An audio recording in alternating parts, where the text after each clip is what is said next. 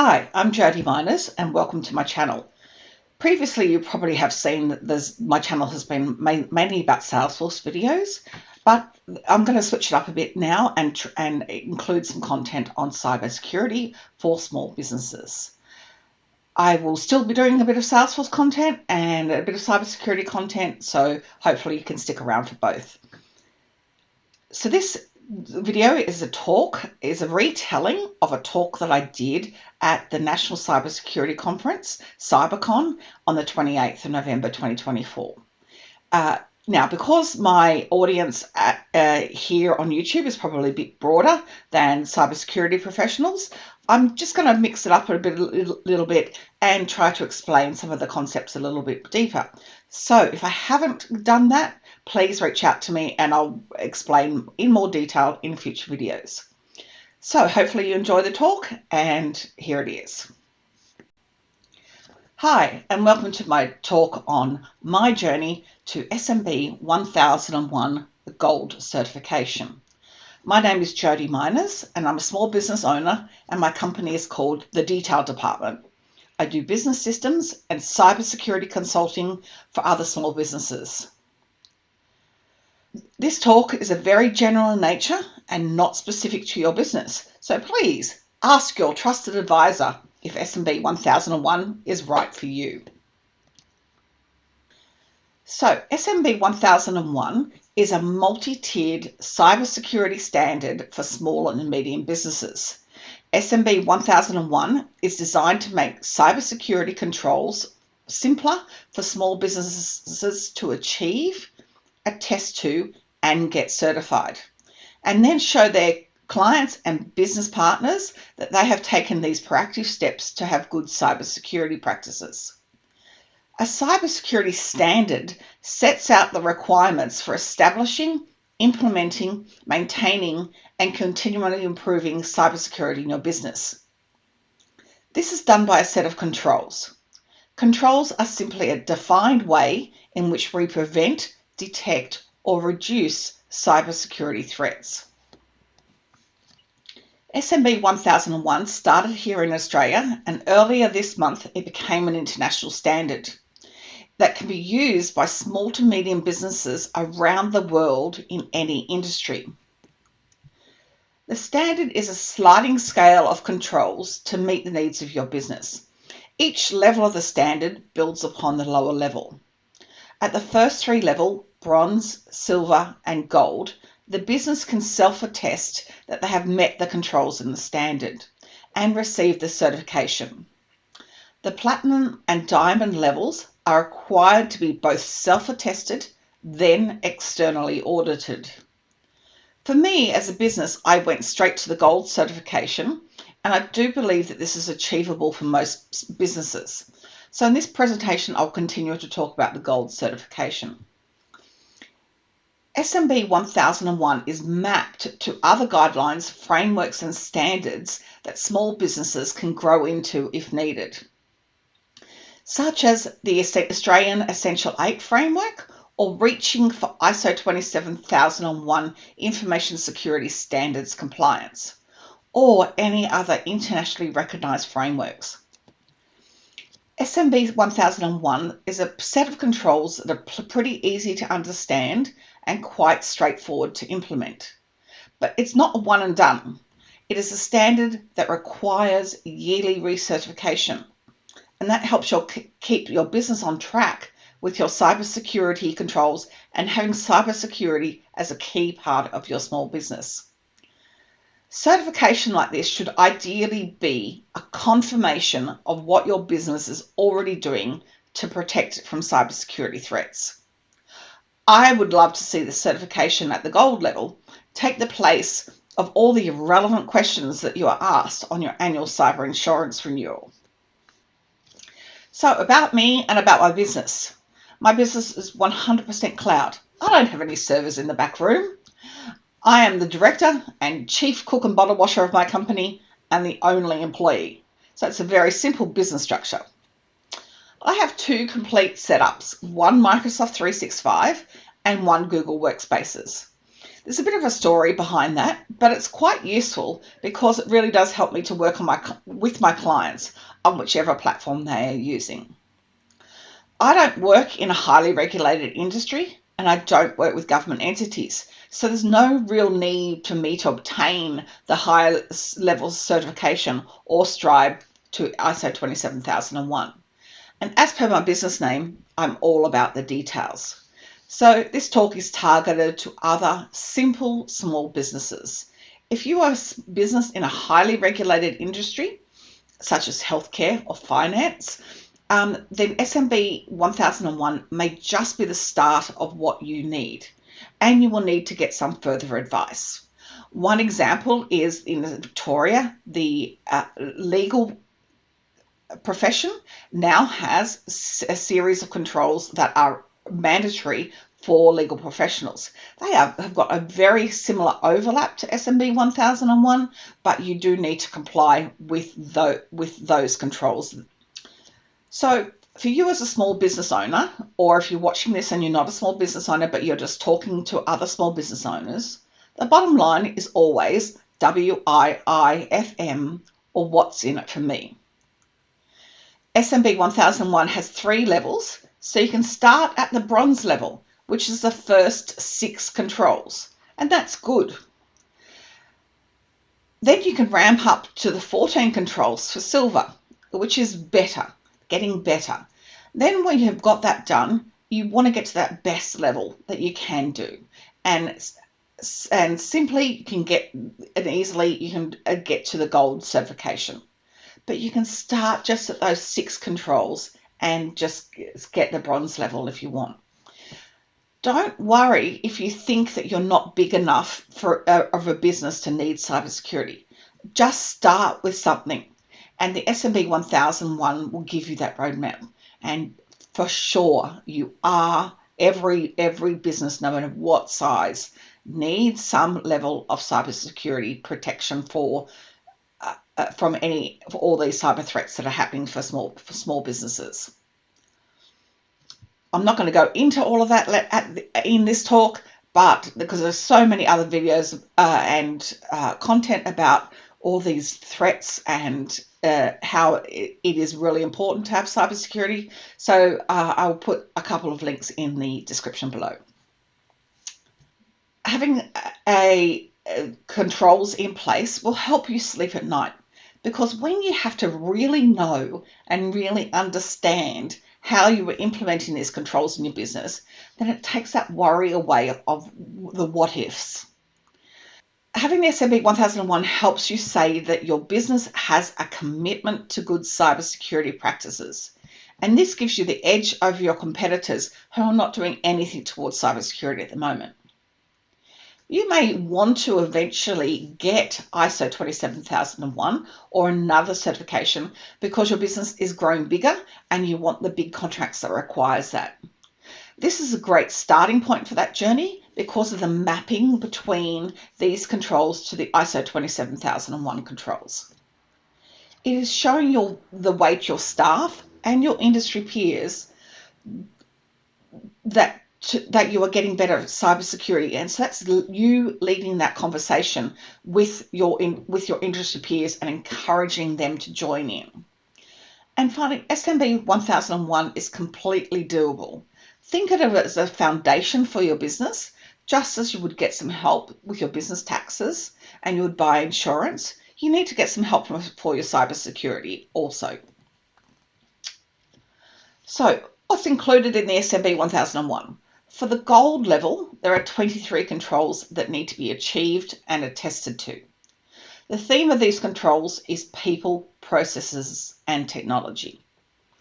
SMB 1001 has a great well-rounded set of controls that covers a number of areas in your business. This is not just about technology. The controls come under the heading of technology management, access management, backup and recovery, policies, plans and procedures, and of course, education and training. So let's get down to the details of what the controls are. As I said, there's 23 controls. There is one control that was added in the latest version of the standard release this year. So this is why this is called a dynamic standard. So the standard is updated as the landscape changes. So when I got my certification, there was only 22 controls. Some of the examples are, I'm not going to go through all of them. Some of the examples are multi-factor authentication, MFA, on all email and business applications and social media. Having a password manager with good password hygiene, like using passphrases. Setting up firewalls on your networks and devices. Having antivirus that is automatically updated. Having all of your devices and applications automatically updated. Having TLS on your website. What's that? That's the HTTPS when you look at your website. Having an invoice fraud policy. We have a lot of small businesses that have been targeted with business email compromised. So you need to have a policy on how you will deal with when a bank account changes, for example. You need to have an incident response plan. How many small businesses do you know that have an incident response plan? It's got things around secure document destruction and secure device disposal. And of course, importantly, training your staff for cybersecurity. It's very focused on policies and people. It has technical controls, but it's not only technical controls. So there are websites and programs targeted to small businesses by or funded by the Australian government. And they are really good and well targeted to small businesses. Or there might be another program your trusted advisor recommends, and if you're not in Australia, these are actually quite good anyway, but there are other programs probably that are more related to your country. So there is the Australian Cybersecurity Centre, which has a landing page for small businesses. It's very good and very comprehensive. It just may be a bit dense to read in some parts, and I'll have all the links to these in the description below. There is the Cyber Wardens program that has been government funded and is backed by COSBOA, the Council of Small Businesses Australia. It's pretty good. It's a free training resource. It encourages your staff to become like fire wardens, but for cybersecurity in your business. It's very focused on staff training and it's pitched at a very low level. So I would use it in conjunction with some of the other programs. There's a new government-funded small business cyber resilience service by ID Care, and that's actually a really good service. It gives you a questionnaire to ask some serious questions about where your business is currently at with cybersecurity, and then it gives you a 1-hour consultation with a cybersecurity expert to really help answer any of your questions and to understand what your next steps are. They even had some next steps for me to think about and do. So I found it a really fabulous service. So have a look at all of these. And if you're already doing one or more of these programs, then you're actually on the way to SMB1001 anyway. So why not just go that extra bit, attest to it so that you're showing everyone that you are doing this and get certified. And the SMB1001 will also keep you on track as you need to recertify every year. So what are the steps to SMB 1001? Well, here are some questions that I think may help you to get started. So what are you already doing well? You may be surprised. You may be doing some of this already. What do you measure in your business? A few extra data points to measure shouldn't add too much burden. To get the most out of this process, what are your company values? It's really good to align any new project or any new plan with your company values. And the next part is, where is your team at? Because we want to bring them along on the journey to help them understand why you're doing it and how it will help them. And this is where the values alignment can really help. So helping your staff understand that them being better at cybersecurity is part of your company values, it will really help bring them along that journey. So for example, if one of your company values is educating your clients on best practices within the industry, then cybersecurity is one of those best practices in your industry. So build that cybersecurity into the very fabric of your business, and then extend that to educating your clients about that as you're educating your clients on the best practices in your industry. And that really ties those values to your cybersecurity journey. And that's really, really important. You're going to have to think about your risk exposure and to think about your risk tolerance. And you need to get alignment with the other leaders within the business. Do you have a business continuity plan? For example, what would happen if you lost your mobile phone? Now, have a look at the list of controls. Find out where the gaps are of what you are currently not doing with what is specified in the controls. Then start with those first 6 controls and work on it from there. But you may already be partway there. I was already doing 10 of the 23 controls. So you might already have these things also. I'm my technical advisor for my business, but I also do have an MSP that I can call on when I need to. I was already using a password manager. I was already using MFA on just about everything that I could possibly do. I already had a firewall, antivirus, and had all of my systems updated.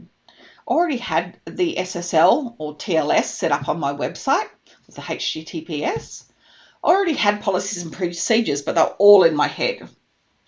And of course, being a cybersecurity professional, I already had the education and training. So when you think through these things, you already may have some of them already. For me, there was some things that were hard. I'm not going to say it was a walk in a park and there were no challenges for me. One of the things I had to do was double the accounts I had for my Microsoft 365 and my Google Workspace. So actually already had the extra licenses, so I didn't have to pay extra for them, which was good. But I needed to create an admin account because one of the controls is separating your admin account from your regular everyday account. So I needed to create an admin account. Now only log into that account when I need to administrate my services, and I needed to reduce the level of access on my everyday account. I also had to do that as an admin on my PC also. I had to create a separate admin account and reduce the level of control on my account that I log into every day to be not an admin. Now, I'm not convinced there's actually much benefit in this, given that I have MFA on everything, but there are some things that I just have to say, yep, this is best practice, and I'm willing to do this. And for me, it does help me sleep at night because I've got that additional control in place that if something is going to be installed on my computer, that I will know about it because I have to enter a password to have something installed because you need administrative rights on your computer to install things. Now, I'm on the hoarderish side of redundancy. I had 3 backup Android devices, 2 backup laptops, and a few other things. So this is not a specific control, but the control is that you have to look after these devices. You have to have them automatically updated, automatically patched, and these devices are just backups in case one of my devices fails. So I got down to 1 good Windows device, 1 good Android device, and then I had to wipe and securely dispose of the others. I had backups for my regular files, but I purchased a backup plan for my Google, Microsoft, Salesforce, and Xero. It wasn't that expensive, and it's a good reassurance because I think losing my email would be the hardest thing to recover from for business continuity. I used a platform called Assuredly to help me get all of the steps that I needed to do. Yes, it cost a bit of money, but it was well worth it to keep me on the right track and make me do the process, much like paying for a gym membership. Now, your business differs from my business. Here are some where I see that you might see some challenges. Is your trusted advisor the right person to help you through the process? The family friend that plugs in the router and updates the website may not be the best option for you. You really need that trusted advisor to help you through your cybersecurity and IT journey. Can you align these controls with your business goals and business values? As I've said before, that is really important because it will then help you bring your staff along the journey. It's just really important to get cybersecurity built into the very fabric of your business as usual. Getting all your policies sorted and getting agreement is hard work, especially for new, untested things like an incident response plan. Getting to all the levels of detail, e.g. exactly what steps to follow if there is an incident. There are so many details, and one of the first steps in your incident response plan may be to contact your cybersecurity insurance provider, who will then tell you what to do next. The platform I used, assuredly, had some great templates that I could use to modify to suit my business. Or this is where your trusted advisor will help you also. And do you need someone to help you through the process, a guiding hand? This is what myself at the detail department can help you with. Now, is SMB1001 enough? There may be more things that whilst you're looking at cybersecurity that you may want to address. This is not an exhaustive list, and your trusted advisor can really help you with this. So data privacy is really important. You may be under the $3 million threshold where the Privacy Act in Australia kicks in. So even though you may not be covered by the Privacy Act, act like it. And have a look at your data privacy processes and procedures, and ensure that you've at least improving them, if not doing them to the level of the Privacy Act. For me, one of the biggest things that I added was an email and website scanning tool. Now, I've used a product called Guards, and it's a great little product. It scans my emails as they come in and lets me know if there's a malicious link or if I go to a very dodgy website. I actually went to a supposedly dodgy website one day, and I had to do the mandatory training that the Guards platform requires if you click on a bad link. So for me, that's a really important thing, because one of my fears is that I'm just working really quickly, trying to get something sorted for one of my clients, and I just inadvertently click on a link. So these days you need email and domain security also. So if you have an email marketing platform, you need now to set up things like DKIM, DMARC, and SPF. What are they, you say? They are just some extra settings that you have on your email domain, and you have to say that you are the actual owner of that email domain. And these days, tools like MailChimp, like Campaign Monitor, and any other email marketing tool will require that for you to be able to get the same level of sending that you previously had, because many of the big email companies are blocking any emails that don't have these things. So that's really important. I have a website scanning tool to keep the bots away and keep my website free of malware. It just scans every week and tells me if everything's okay, or tells me if there's a problem.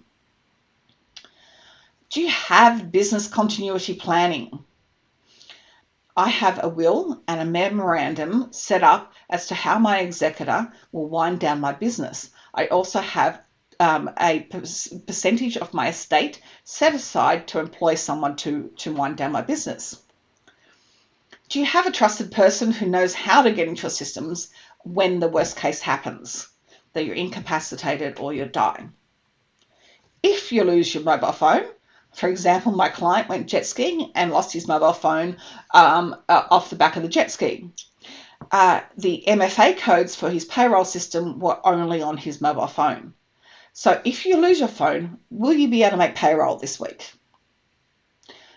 We all now need to think about AI.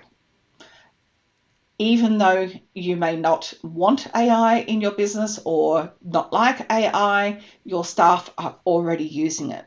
So have a policy in your business to think about that. I've got some great resources in the description as to how you can start to think about AI. What about physical security for your premises? What would people see?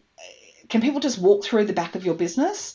Now, think about in these years of we've all been working from home, or we've got our bring your own devices to work.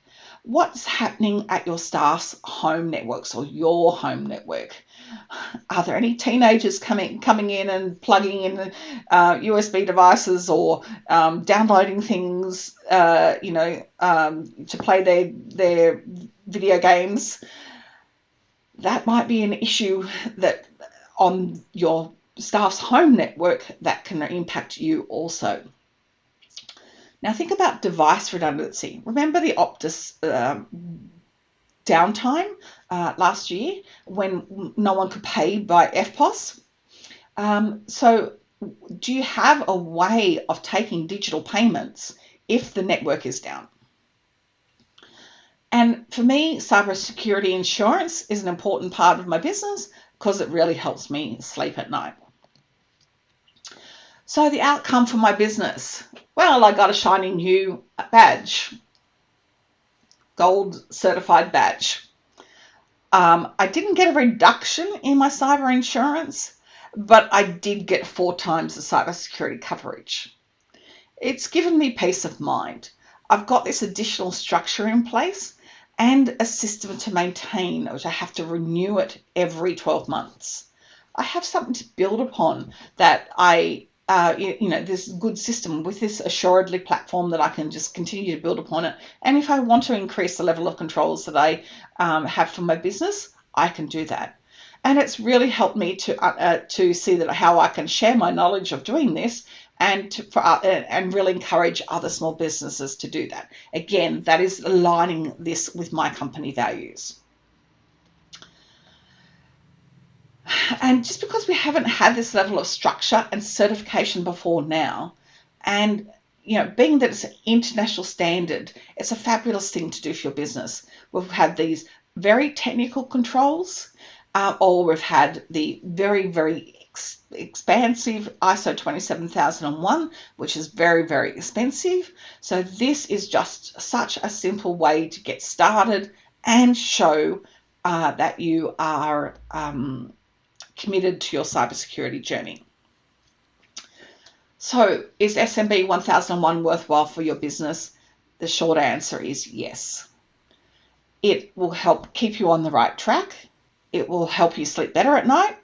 It will put you ahead of your competition. There's not that many people out there doing this at the moment, so just start now and you'll be well ahead of your competition. It shows you've got that commitment to improving your cybersecurity within your business. You can share your achievement. There is a certification that you can link publicly. It's a talking point for your business. You can lead the way within your industry, and you can share your approaches with your clients and your industry peers. So this is more details about me, and I hope you've enjoyed the talk. And I have a QR code here that you can scan, or you can go to that bit.ly, and I will link all of this in the details below. So in the details that I was sharing here, I've done a comparison between the 3 programs I mentioned, the Cyber Wardens, the ID Care Cyber Resilience Service, and the ASD's, the Cyber ACSC, Australian Cybersecurity Centre documents, with comparing that with SMB 1001 to show sort of where the differences are between the two, all of them, and show that SMB 1001 is quite well rounded and can be achievable if you're already looking at the other ones. I've also done what I call my small business cybersecurity activation plan, and that helps you to, it's just a series of questions like what I've been asking you here that you can run through and say, what do I need to understand or need to think about as I start on my journey to get to better cybersecurity? And I've got a lot of resources to all the platforms and tools that I've used in my journey, and I hope all of that helps you. And please come back to me with any questions that you have around your cybersecurity journey for your small business. Thank you.